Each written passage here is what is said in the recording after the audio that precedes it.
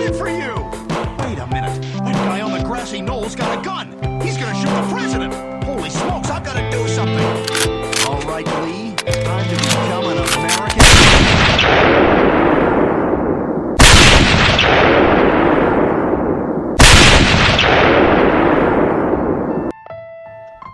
Darkmyths.org and Neopolis Media Group proudly present to you the Lone Gunman Podcast, featuring your host, Rob Clark, where research comes to shine and myths come to die. Stay tuned. Be right there.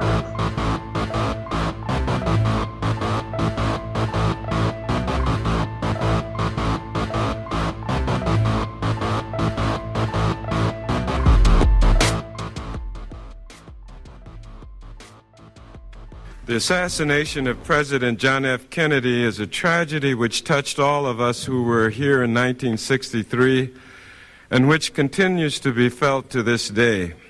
We lost a unique leader who brought a singular humanity and a lasting vision to American policy both at home and abroad. Isn't it time for the American people to at least know what its government knows and what information has been kept from them about what happened at 12:30 p.m. in Dallas, Texas on November 22nd, 1963? Too many feel that something is being concealed, and the only way to put these concerns to rest is to open the files now. The circumstances of the murder of President Kennedy and the death of the accused assassin Lee Harvey Oswald shortly after his apprehension profoundly shocked the American people. The 1964 Warren Commission conclusion that Oswald, acting alone, was responsible for the death of President Kennedy.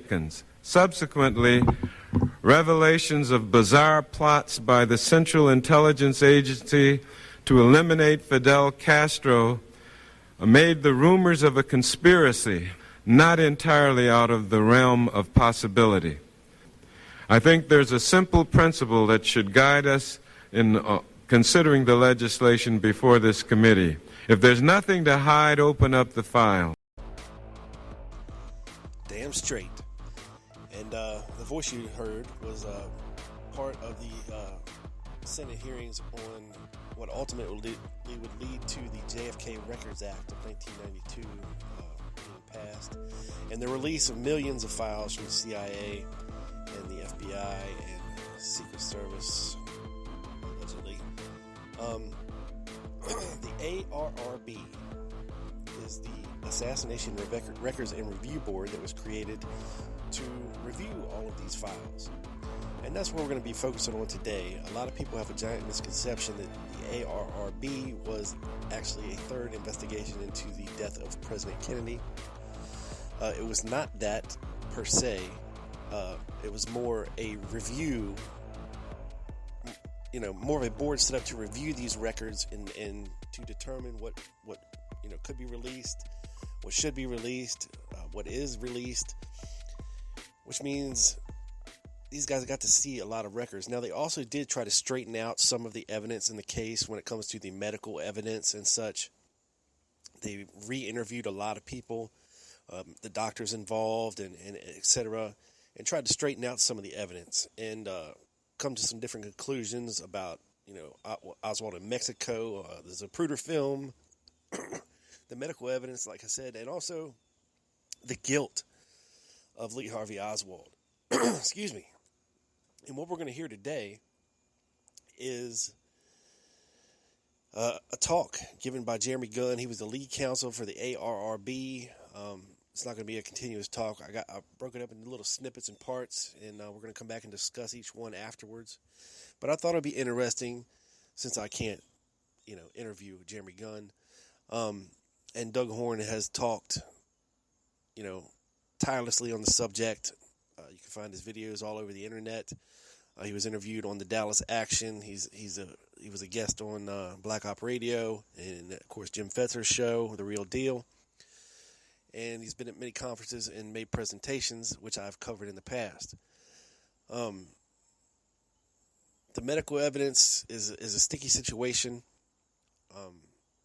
and we'll get into it, I promise. But I think it's something that we can all agree on, that all the rest of these files need to be released. Okay, this was a plea, a call for action, almost 30 years ago, and we still don't have all the files. And next year, about this time, hopefully we'll get them. But will we? The president with a swipe of their pen next year could delay it even further. Now, the real release date, in which nobody can stop it from happening, is 2029. We're supposed to get the files next year. Yes, we are. Unless the president can delay it. So whoever's our president next year, whether it be Hillary Clinton or Donald Trump, has the power to delay the release of these records. And I would urge everyone, after whoever it is becomes president, to make sure your feelings are known. Write your senators, write your congressmen, write the president, start a petition, a White House petition, whatever it takes. We need to get these files released. Now, before we get into the show, I just want to thank everyone very, very much for sharing last week's show and getting it out there. It is the most listened to show that I've ever done. We're almost at 2,500 listens, and it's insane. And so thank you to everyone out there for listening and sharing the show. It's a phenomenal feat, and credit goes to Bart Camp and his tenacity for research and his thoroughness for dissecting all the information out there and presenting it in a way that's easy to understand. And I have not heard anyone be able to refute his conclusions. I tried with a bunch of lone nutters to get him to, examine the evidence, and nobody wants to do it. So there really is nothing you can say and that's the beautiful part of real research. When you have the documents to back up what you're saying, you have the newspaper articles to back up these interviews with people, you have affidavits, you have testimony, it's kind of hard to refute it. And that's the beauty of it. And credit to Bart Camp and all those that came before him for laying this out there in an easy to understand manner, and to try to explain to everyone how it is that they could have possibly tried to frame Oswald for this murder. And also I wanted to thank listener Carolyn out there for sending me the coolest coffee mug ever. It is awesome. I truly appreciate it. I'm sipping from it right now as we speak. And coffee has never tasted so good. It's a very cool Dallas Action and the Lone Gunman podcast coffee mug, a one-off. I think Doug got one too. Well, it's a two-off then. How about that? But thank you, Carolyn, for that, and it's greatly appreciated. And so without further ado, let's get into what we're talking about today. Well, actually, before we do, continue sharing the show. Make sure you subscribe however you listen, be it iTunes, Google Play, Stitcher, any of that stuff. And if you can, leave me a review on any of these sites, a thumbs up, a review on iTunes. It just helps me get exposure out there. It's greatly appreciated. Also, I got some cool-ass T-shirts, okay? Now, I got a T-shirt store. I don't have a link to the specific T-shirt store. What I can do is post a bunch of pictures, and I can send you specific links to the T-shirt. If you would like to order, get in touch with me. You can send me an email at thelonegunmanpodcast@gmail.com. You can get at me on Facebook, Rob Clark. There is a Lone Gunman Facebook page. I'm on Twitter. Okay, you can find me anywhere. If you'd like to order a T-shirt and you can't figure out how to do it, get in touch with me. I did order a T-shirt. I got my first one 2 days ago. I just wanted to order one to see what the quality of it was, how it looked, and very happy with it, okay, because they print them on demand. They're coming from China. It's actually pretty fast shipping, though. I think within a week it was at my house from ordering it. So that's not bad coming from China, print on demand. So if you would like to do that and support the show as well, that would be great. I get a little itty-bitty little tiny little kickback from that. So that'd be awesome. You can also donate over at the website, tlgpodcast.com. There's a donate button at the top if you'd like to support the show. Also, if you listen via the Satchel podcast player, you can subscribe to the show there. There's also a donate button where you can donate one time, or you can set up a recurring donation via PayPal. That's cool too. Much appreciated. That's the Satchel, SATCHEL podcast player. You can find it in iTunes and Google Play Store. Okay, without further ado, folks, let's get into what Jeremy Gunn has to talk about. And first of all, we're going to hear him talk about the Zapruder film. So here is Jeremy Gunn on the Zapruder film. So what does the Zapruder film show? It's very controversial what it shows and what it doesn't show. Some will even claim that the Zapruder film has been doctored and we're not seeing the original of that. But what does the Zapruder film show? I've spoken with people who, as I'm watching the film with them, and they'll say, see, there, that's when it happened. And I look at it and I don't see what they're talking about. When Kennedy is first hit, when Governor Connolly is first hit, there are many different interpretations. When was Kennedy first hit? When was Connolly first hit? Now, for frame 313, there's no question that was the fatal shot. But in terms of other shots or what it means, was there more than one shooter or not, very controversial. There's one thing that is not controversial in the Zapruder film, and that is after President Kennedy is hit in frame 313, his body goes immediately back and to the left. So that's not controversial. After he is shot, he goes back and to the left. Now, if we're thinking about our simple way of thinking about things, and I'm very simple, so this is how I do think about things, that would seem to be consistent with a shot from the front. So it comes and hits, and it will continue to go in the same direction. Now, that does not necessarily mean that it happened, and I'm saying that this is the simple way of thinking of it, but Kennedy's body going back and to the left would be, at least in a reasonably simple way, that would be consistent with a shot from the front. If you were thinking that Kennedy had been shot from behind, presumably his body would go towards the front. So we've got the Zapruder film. We see something very clearly in this.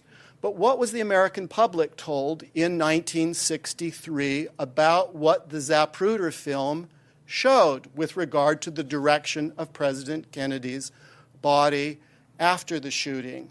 So we know, because we can watch the film, that his body goes back and to the left.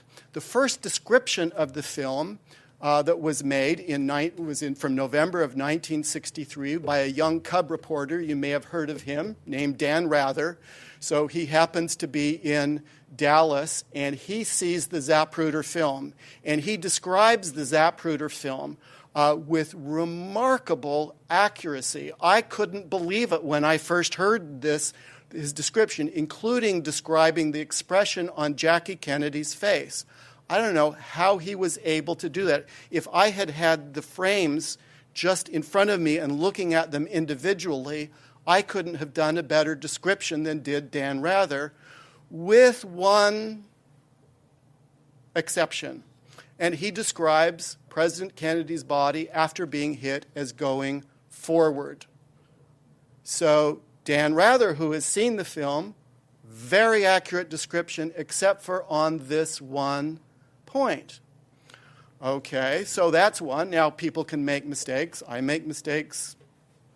I assume some of you make mistakes, so maybe Dan Rather made a mistake, got some things right and some things incorrect.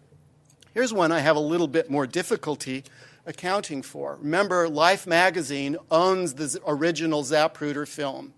And on December 6th, 1963, I have a photocopy of the article here, Life magazine wants to talk about what happened in Dealey Plaza. And Life magazine says there are already starting to be conspiracy theories about President Kennedy being shot from the front. And Life magazine, in this article, says, well, yes, we understand the Dallas doctors did think that President Kennedy was shot from the front. And they said, we at Life magazine didn't understand how could Kennedy have been shot from the front, as the Dallas doctors thought, if Oswald's behind? So this is a good question. So Life magazine went to look at the film itself to see what actually happened. And so from Life magazine, remember, they have the original film. The American public does not have it. It says, it has been hard to understand how the bullet could enter the front of his throat if Oswald is behind. Hence the recurring guess that there was a second sniper somewhere else. That is the grassy knoll behind the picket fence. But the 8mm film shows the president turning his body far around to the right as he waves to someone in the crowd. His throat is exposed toward the sniper's nest just before he clutches it. So we, Life magazine, we have the only original record of the assassination. President Kennedy turned around, and when he turned around, that's when he was shot. So if you read Life magazine, if you believe that reporters are telling the truth, that they have observed this record, which they have, I think that makes sense. Well, in 1969, when the film was first able to be seen by the public, this is again in the Garrison trial, it turns out President Kennedy never turned around to look behind. So how do you account for this now? Dan Rather, very accurate description, except for this one thing on the question of which direction the shot comes from. Life magazine has the film. They understand the issue exactly. Was Kennedy shot from the front? And they either make an extraordinarily stupid mistake or they lie about this so the American public knows. In 1964, some of the frames of the Zapruder film are included in the Warren Commission report. On the question of the direction that the president's body went after the shooting, the Warren Commission report inverted the frames so it looked as though his body went forward rather than back. So the frames were inverted. So you're a conscientious person, you're reading the news, you're trusting in the Warren Commission, you're trusting in Dan Rather. Everybody trusts Dan Rather, right? I think I'm right about that. You trust Life magazine, and we've got this rather consistent set of mistakes on exactly the same issue, on exactly the important issue in the Kennedy assassination. Was there a shooter from the front? When it was after the film became available publicly, the Warren Commission was asked, or former members of the Warren Commission were asked about this. The FBI ended up reporting that it was an inadvertent printer's error, that the order of the films were switched. So that's our Zapruder film. Raises some questions about this. Now, with the information that I'm giving you now, that doesn't necessarily prove anything, but it certainly does suggest that people were certainly aware of what the issue was President Kennedy shot from the front, and all of the official information going to the American public is attempting to deny that, even when there is information showing that that was not the case. Okay, now that was our first clip from Jeremy Gunn talking about the Zapruder film. And he brings up some very, very interesting points between the Warren Commission, Life magazine, and Dan Rather. That all of these entities got somehow the events in the Zapruder film twisted to support the fact that the shots came from behind. Now, we've all seen the Zapruder film, and we've all seen the movie JFK. You know, there's a famous scene where Kevin Costner is in the courtroom as Jim Garrison saying, back and to the left, back and to the left, back and to the left. Okay? this film, the Zapruder film, is almost single-handedly responsible for sparking the second investigation into the Kennedy assassination, the House Select Committee on Assassinations, because when, in 1974, it was shown on national television for the first time, okay, by Dick Gregory, Robert Groden, Geraldo Rivera, the American public got to see with its own eyes the assassination of President Kennedy.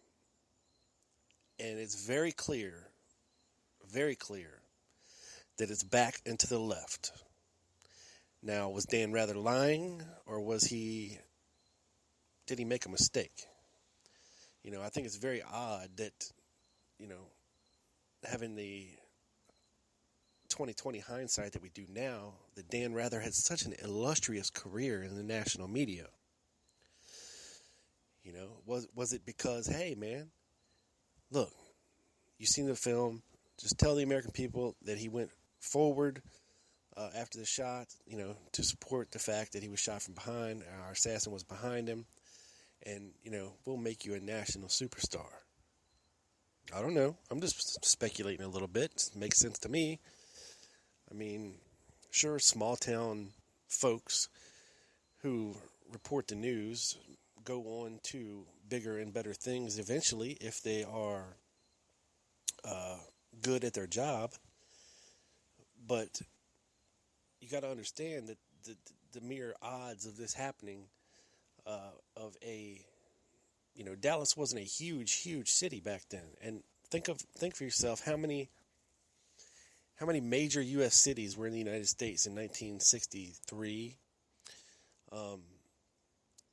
and how many newscasters were in all these cities and perfectly capable of reading a teleprompter and giving us the news. There's nothing about Dan Rather that made him stand out. He wasn't exceptionally good looking. He didn't have that great of a voice.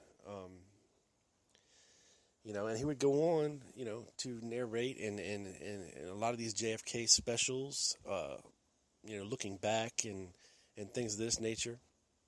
Now, something that Jeremy Gunn did not get into in this little talk about this Zapruder film that Doug Horn has talked about in the past is, of course, the testimony of Dino Brugioni, who worked at the Hawkeye Works and alleges that it's possible that the Zapruder film was handed off, the original was handed off and taken to Hawkeye Works and had some alterations done to it. Now, the specifics of these alterations are not really known. Clearly, we are missing the turn on the Elm Street. There is a little break, you know, right before that, probably around the time of Kennedy is first hit. And, of course, now, I have a unique perspective for you. My friend Doug, who is the host of the Dallas Action, and I were at a conference 2 years ago in the company of Doug Horn and several other prominent researchers, and we're invited to take a sneak peek at a documentary that's being worked on, and they were filming interviews for this documentary at the conference. Now, the sneak peek was, of course, this documentary from these filmmakers in California, and got actually a chance, you know, to see a little bit of what they were working on. And what they're working on includes a 4K digital scan of the Zapruder film. Now, what this allows is for much greater detail to be seen in the film itself. This allows it to be enlarged without losing, you know, detail. And what I clearly saw there disturbed me. And hopefully this documentary sees the light of day at some point. Like I said, this was 2 years ago, and they were still working on it. We haven't seen it since then. It's not out yet. I still don't know the status of this documentary. You know, if it's as damning as I think it's going to be, it probably won't see the light of day. But I can tell you from seeing it with my own two eyes that it is quite clear to me, in my eyes, that there were some alterations done to the Zapruder film, at least superficially.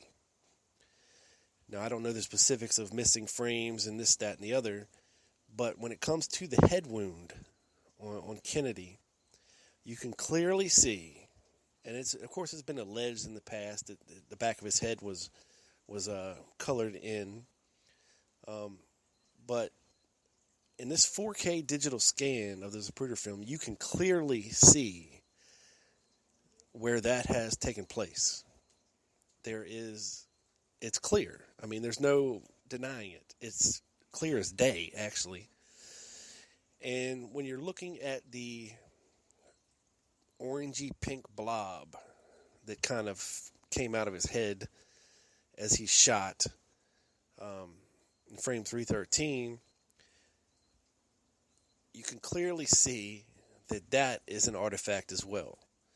The way it moves, the way it's shaped, and the hard. I mean, you can just tell that it's an added artifact. Now, I don't know exactly what's under this artifact, but to my eyes, it looks fake. The blob, and of course the head colored in. And they said that there was more than just that, but that's all that we got to see that night. And when this documentary comes out, it's going to be pretty groundbreaking, earth-shattering, if it comes out, and I hope it does.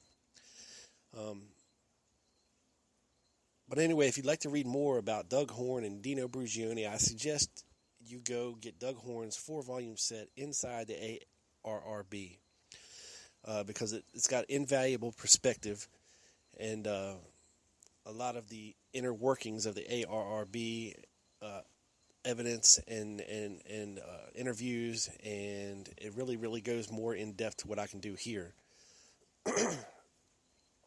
So definitely check that out. Now, as far as the Zapruder film being altered, there's, who's to say? But there is no denying that there was a little bit of untruth and obfuscation happening back in the 60s with Life magazine, Dan Rather, and of course the Warren Commission printing these things out of order to make it look a certain way. It's just unconscionable. You think that they would put forth every effort to get this right, and it just wouldn't be a printing error. And of course, Dan Rather, it can't just be a speaking error, because he got a lot of other details in the film right. So that's Jeremy Gunn on the Zapruder film, or Zapruder film as he calls it. Next, we're going to see what Jeremy Gunn has to say about Oswald in Mexico City. Mr. Gunn, take it away. One of the fascinating parts of the story is what happened in Mexico City. So 7 weeks before the assassination, I'll put in quotation marks, Oswald goes to Mexico City. The CIA has staked out both the Cuban and the Soviet embassies, as well as maybe some other embassies there that will just maybe other embassies, but at least those two, because those have been declassified now. And the CIA has both tapped the telephones, not all of the telephones there, and there's sometimes misleading statements about that, but they had tapped some of the telephones to the Cuban and Soviet embassy, not all of them, and they also had photo surveillance. So in theory, anyone going in or out of the embassy someone going into the embassy would be photographed, probably the back of the head. Coming out of the embassy, they would get the photograph from the front of the head, or from the face.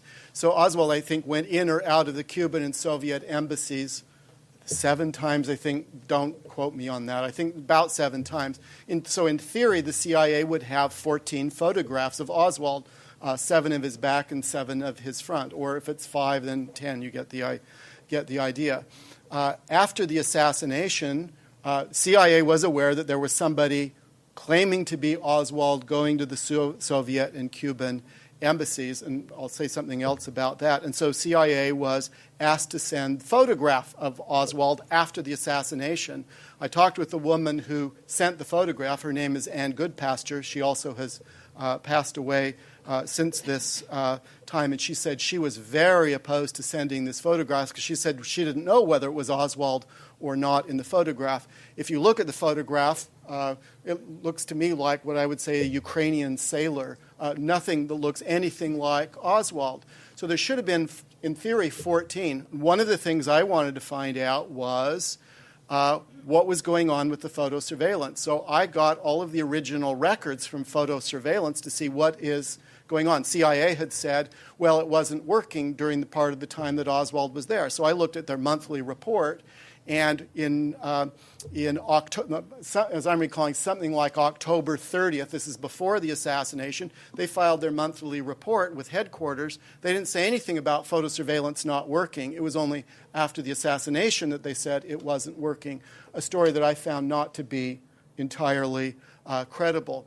There's also the very curious story of the taping of Oswald. So there's a CIA again has conducting wiretaps, and what CIA would do, and this is Ann Goodpasture again became the source of this, CIA would have the large reel-to-reel tapes where they would record all conversations going in and out of the Soviet and Cuban embassies on those lines that they had tapped. Then they would go back and listen to them, and anything, well, I don't want to get ahead of myself there. So they're conducting this. After the assassination, the CIA is asked, please let us hear these tape recordings of Oswald calling the Soviet embassy. And the CIA said those tapes had been routinely erased. So we don't have them. We don't have them. So we don't know if it's Oswald's voice or this person. So we don't have the tapes anymore. Well, on November 23rd, 1963, the day after the assassination, we do have this recording of President Johnson and J. Edgar Hoover, whom Johnson called Edgar. So there's this recording, and Johnson says, what is this business about Oswald in Mexico City? And Hoover says, that's something we don't understand. We have up here the tape, and it's not Oswald's voice. So this tape existed after the assassination, not routinely erased. So I asked Ann Goodpasture about this, what about this tape? And she said, oh, yes, the reel-to-reel tapes were erased, but when we found something of operational interest, then we'd make one of those small tapes. And she said she had that tape in her hand. She gave it to the CIA chief of station, Wynne Scott, and he then took it. She didn't know what happened with it after that point. So now think about this. Heavy surveillance of the Soviet and Cuban embassy. A guy goes down there claiming to be Oswald, goes in and out several times. They don't have any photographs of it. They have a tape recording of this person who claims to be Oswald, but then they lose the tape recording, and J. Edgar Hoover says it's not Oswald's voice. All of this suggesting to, I think, any reasonable interpretation, at least the possibility, someone is imitating Oswald in Mexico City, and CIA may not know that somebody's impersonating Oswald. They may not know that, but they have this information. After the assassination, if it turns out you now have this lone nut, this crazy gunman, this Marxist, who's going in and out of the Soviet and Cuban embassies under CIA surveillance, and he's including meeting with Kostakov, the head of assassinations, as I mentioned, CIA looks pretty inept that they didn't do something about this, so an attempt to suppress this, not because they were involved in the assassination, but because Oswald went through their security net, which is designed to catch things like this, and they utterly failed to do that. The story is even more involved than that, but you have both photo surveillance and electronic surveillance. Oswald should have been on it. There's no evidence that, in fact, the Lee Harvey Oswald accused of assassinating the president was the person who was picked up by CIA. Again, another excellent point brought up by Jeremy Gunn, but this is just scratching the surface of the whole Oswald and Mexico City thing. Now, some of the declassified files we got from the JFK Records Act was, of course, the Lopez Report, which detailed the FBI's trying to figure out whether or not Oswald was in Mexico City. And for those of you who have not read that report, it's very lengthy, but it is well worth the read. I'll link that up over at tlgpodcast.com for you to check it out. And what Mr. Gunn was talking about here is, well, let me put it to you this way. Okay, when you have, at the height of the Cold War and the Communist scare, when you have a U.S. Marine defecting to the USSR and staying there for a period of 2.5 years, then coming back with a Russian wife, okay, you're going to keep an eye on him. Now, we know now that Oswald was, in fact, debriefed by the CIA upon returning, and likely the FBI upon returning. And we also know that there was also a active program, watching his mail, opening his mail. So you're trying to tell me that you had this former Marine, a defector, coming back with a Russian wife, that you're watching, a guy using P.O. boxes, post office boxes. You don't know that this guy's buying guns. You don't know this guy's traveling to Mexico City to visit, Russian and Cuban embassies. You don't know anything.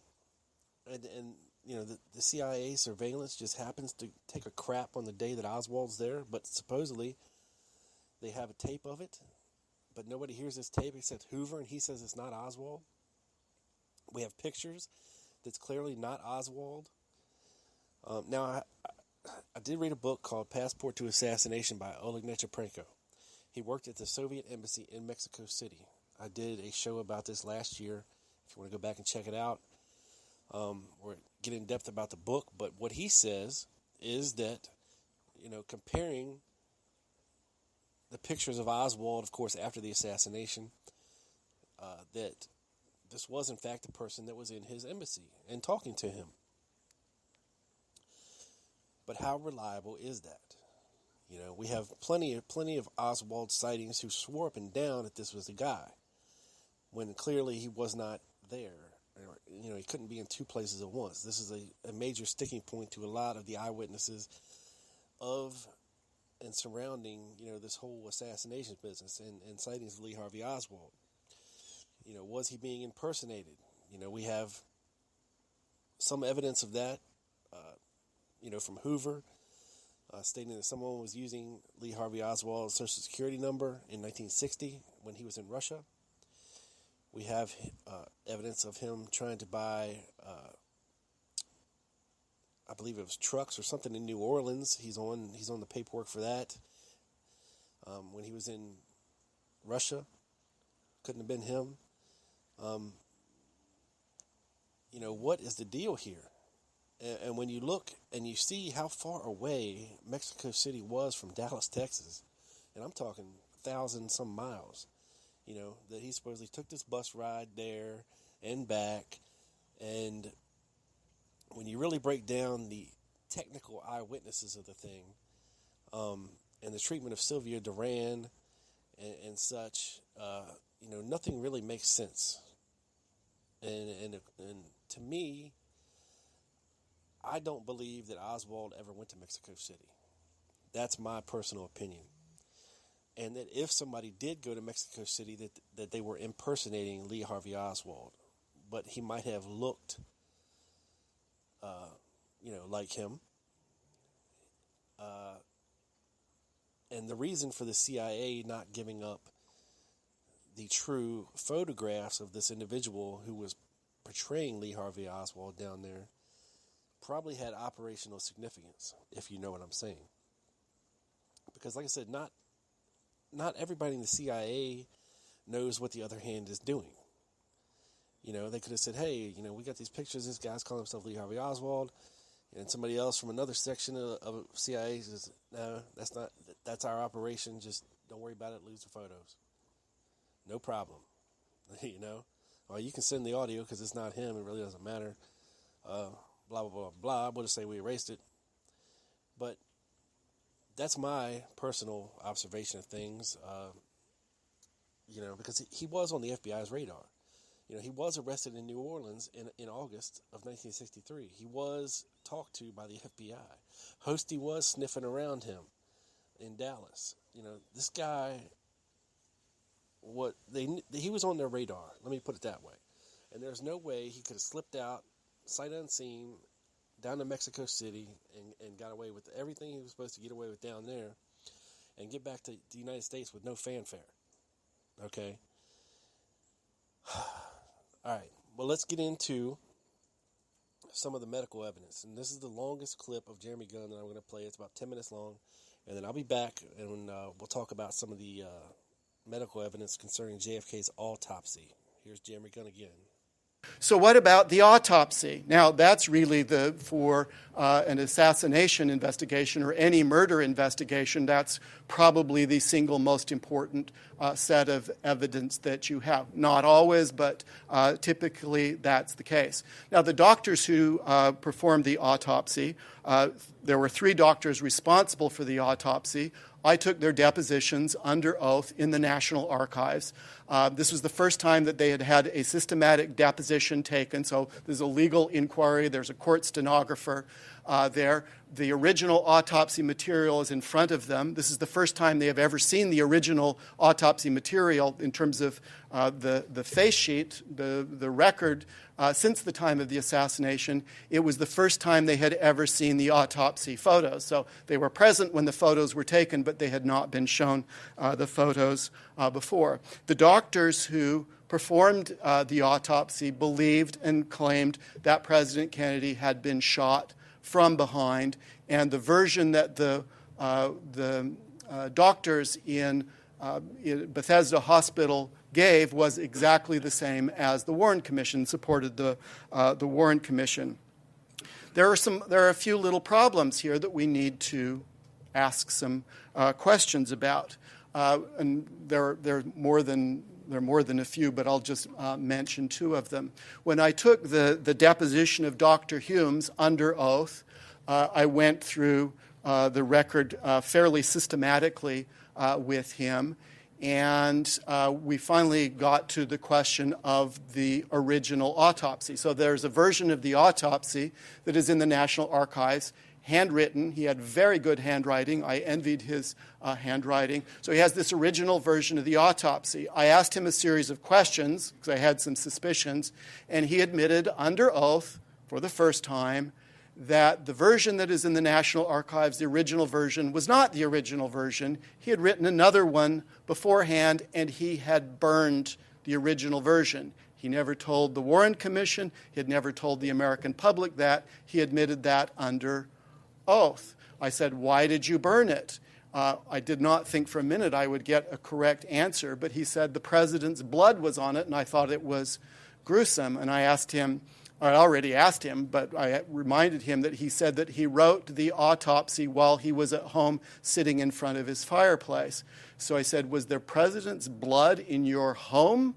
Knowing that it couldn't possibly be. And then he acknowledged that that could not have been the reason, but he could not remember why he had burned the original version and said nothing to anybody about that.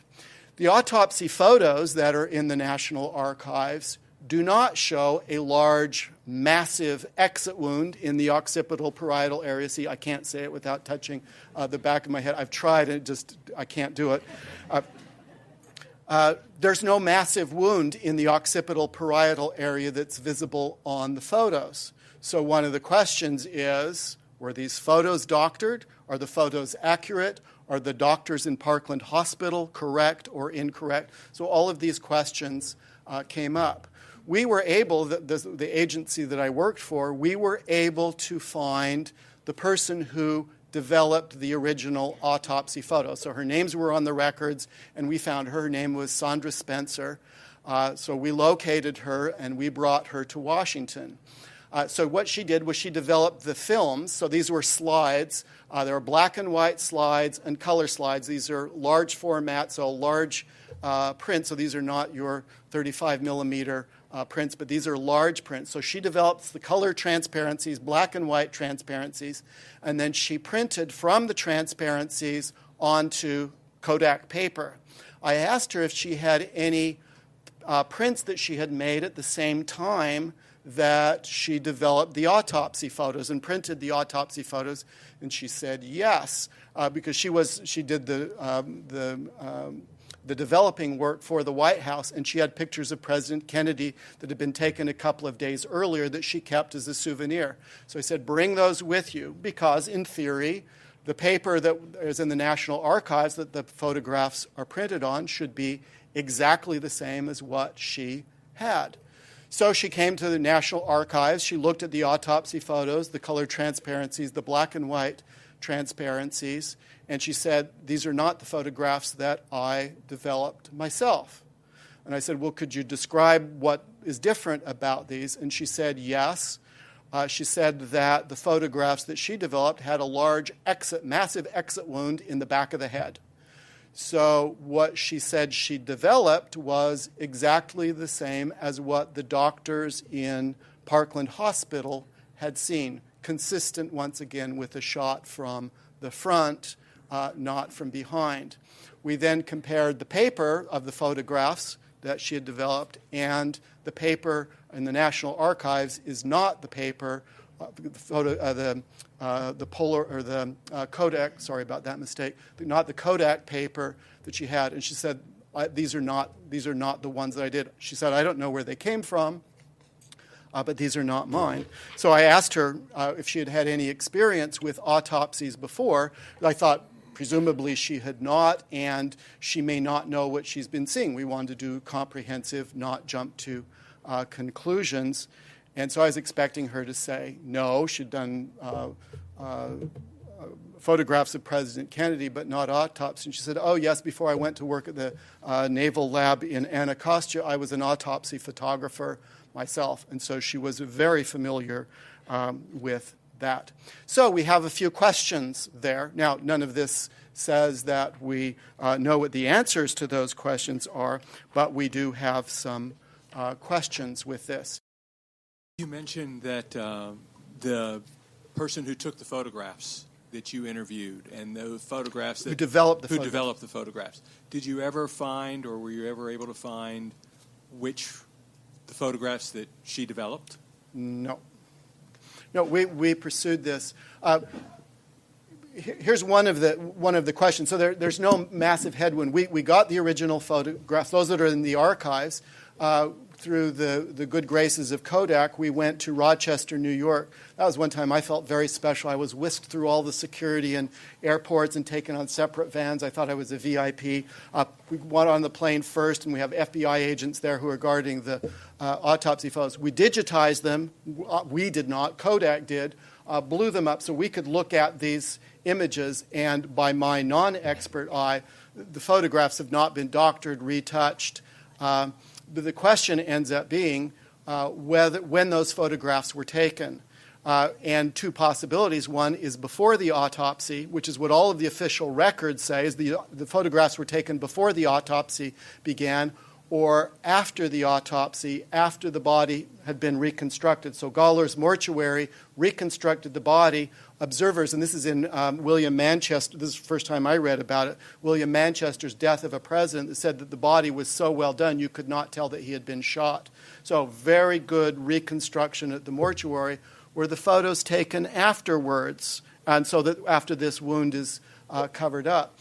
Knowing that this is a possibility, when I interviewed the doctors, I asked them, was the body cleaned in any way before the photographs were taken?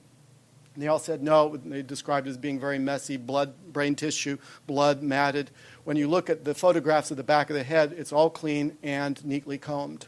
So before or afterwards, and I can't prove any of this, but for me, the frustrating thing is the Warren Commission could have done this, and the Warren Commission did not do it. 30 years later, you can wonder about this, but you can't really get that. But conceivably, Sandra Spencer developed photographs from the autopsy, or from the photographs taken before the autopsy, and not those that are taken later, and she sees the ones taken later in the National Archives. Now, the evidence seems to point in that direction, but that's also a fair amount of speculation. I can't say I'm really confident that happened, but I suspect that happened, and it would be nice to know, but I'm not expecting to find out. If sometime we end up finding additional autopsy photographs that show that, then we will maybe know the ones that Sandra Spencer developed. She has since died. The autopsy that was performed in Bethesda Naval Hospital was a disgrace. It was a disgrace. When I took the deposition, I asked Dr. Humes what the standard was that he used for the autopsy. And he said, there was some manual that had been created by the Navy that set up the standards. And I said, is that the one that you followed? And he said, yes. And I then pulled out a copy of it, which I had, and handed it. And I said, is this the one that you followed? And he didn't say anything. Or he said, yeah. He answered yes to that. But I could tell, from my perspective, he thought this is going to be a very bad day. And we then went through this, and he just simply didn't follow the procedures. Well, there you have it. I don't know how much clearer that you can make it. The photographs in the National Archives are not the same photographs that the original developer of the photographs, the original autopsy photographs from Bethesda, said that she did. They're not on the same paper. They don't show the same things. I don't know how much clearer it is to make this point. That alone should be enough to tell you that something is fishy here. Everybody says, oh no, the Dallas doctors must have been mistaken, about this big, massive blowout in the back of his head.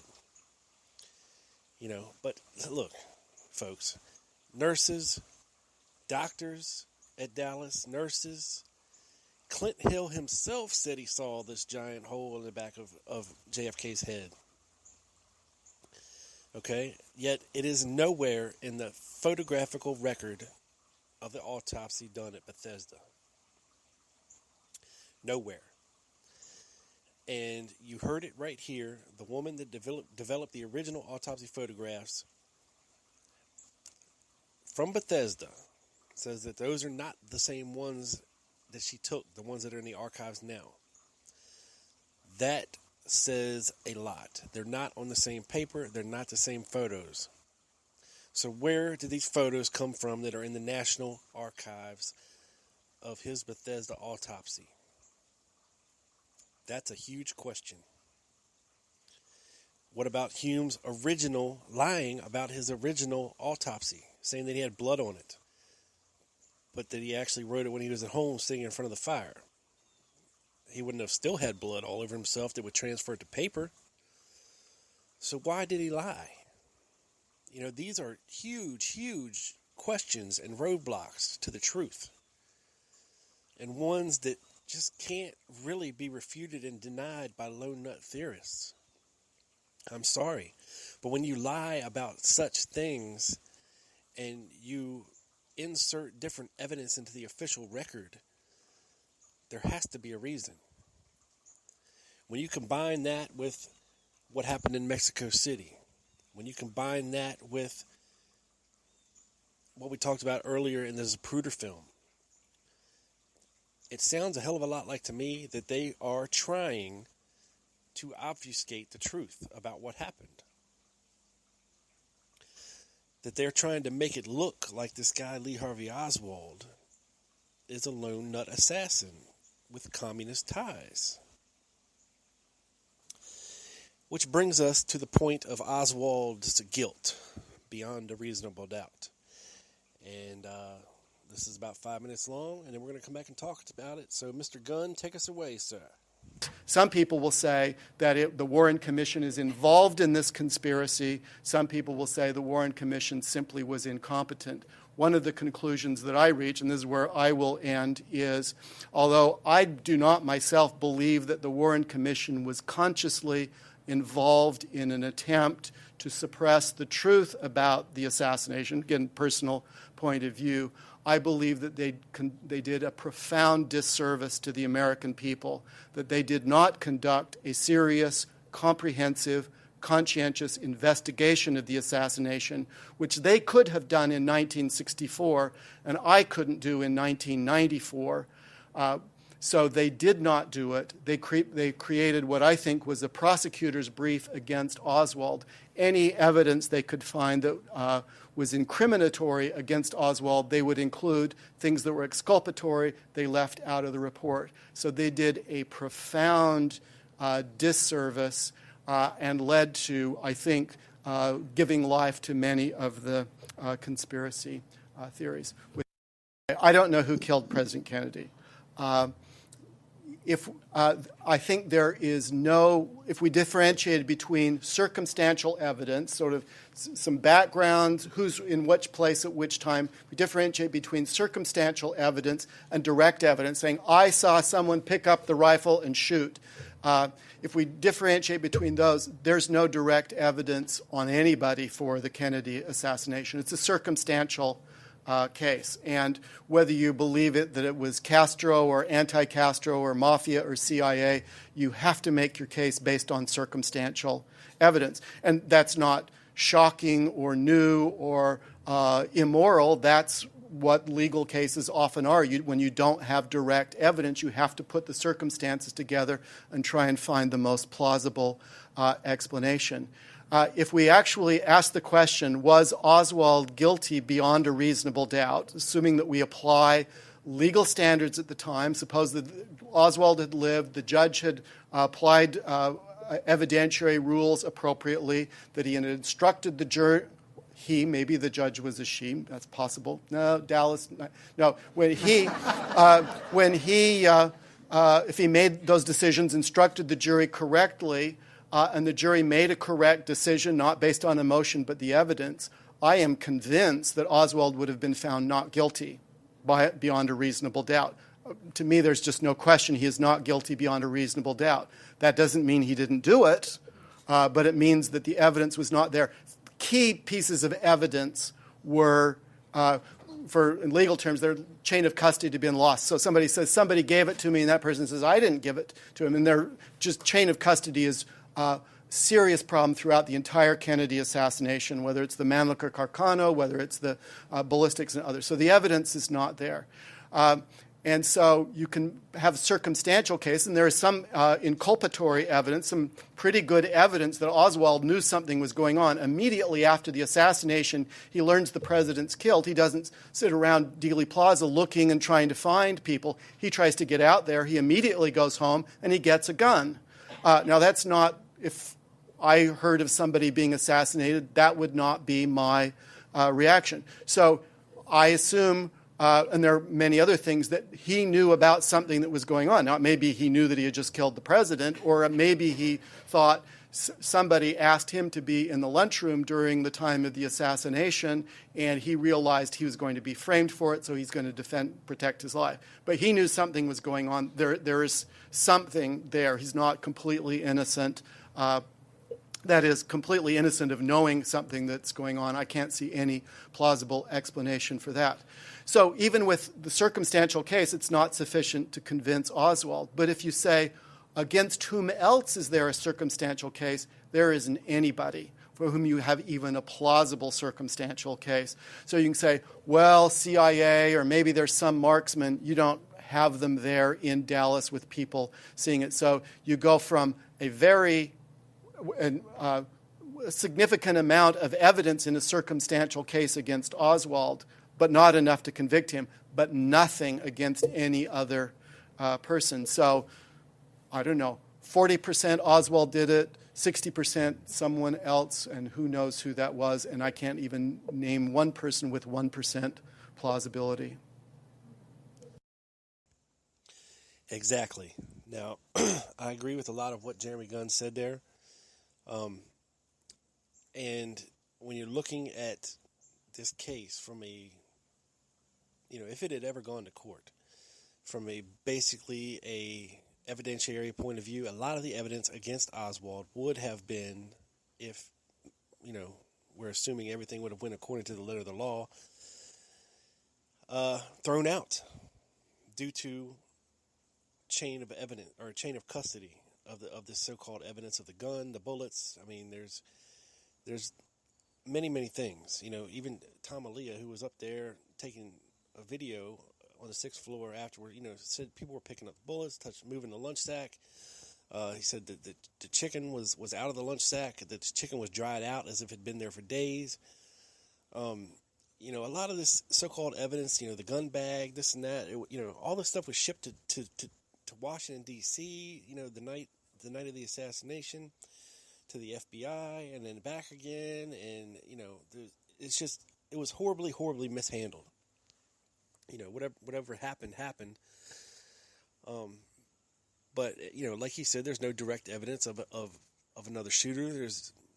But there has been eyewitnesses over the years who have claimed to have been the shooter, who have claimed to see a shooter. You know, there's circumstantial evidence that there was another shooter based upon, you know, the visual evidence and eyewitness testimony and this, that, and the other, which is why we're where we're at here, you know, some 50-some years later, still talking about the case. And what he said is true, that, you know, the Warren Commission, had they done what they could have done back in 1964 and what he could not do in 1994, is actually investigate the case properly. Now, the problem with that is, of course, that the Warren Commission was handcuffed by their investigative body, which was the FBI. Now, the FBI had a lot to lose had it been known that they had Oswald on their radar and something like this happened. That's worst case scenario. Another scenario is, you know, that it was somebody else altogether totally, and who framed Oswald for this, who figured he'd make the perfect patsy with his past and what he was into and this, that, and the other. You know, there's been many viable suspects, but of course all we have is circumstantial evidence, which would not hold up in a court of law either. So, and I do agree that Oswald likely knew something about what was going on, you know, hence his quick exit from the school book depository. Now, you know, we get into a whole host of other problems when we get to that. You know, with the cab ride and the bus ride and the going back and getting a gun supposedly, and the killing of Officer Tippett and what happened at the theater. That's a whole nother discussion for another day. We've talked about some of the events on the show in the past. You know, I agree. You know, and I encourage everybody, if this case interests you, you know, you don't have to listen to these shows in order. You know, each show has a different topic. You can bounce around. You can go back and check out different shows. So do that. You know, if you want to learn more about, you know, the bus ride, or you want to learn more about the lunchroom encounter, or you want to learn more about the Tippett murder, or you want to learn more about his Beckley Street address, or you want to know about Oswald impersonators, there's all kinds of stuff in the archives for you to go check out, and I encourage you to do so. But I just wanted to touch on some of this stuff today with the ARRB, and who better than the lead counsel for the ARRB than Jeremy Gunn, and some of his conclusions he drew from seeing much of this evidence and these classified CIA documents, and being able to depose under oath a lot of these medical witnesses. You know, it's clear to me that something fishy was going on here, and that leads me to one conclusion: that they had something to hide. And we'll likely spend the rest of our days figuring out exactly what that was. But that's it for today, people. The sumbitch is in the can and beamed up the satellite down directly to your ears. This is your boy. Peace.